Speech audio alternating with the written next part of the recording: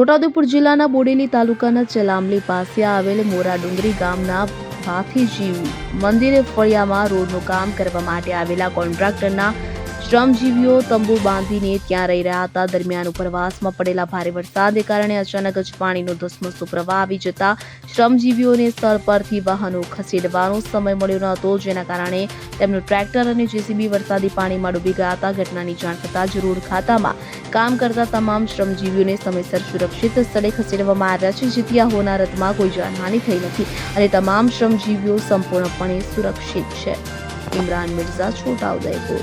હવે જુઓ દેશ દુનિયાની તમામ ખબરો તમારી આંગળીના ટેરવે. ઉઠાવો મોબાઈલ અને ગૂગલ પ્લે સ્ટોર પરથી ડાઉનલોડ કરો અમારી CN24 ન્યૂઝ મોબાઈલ એપ.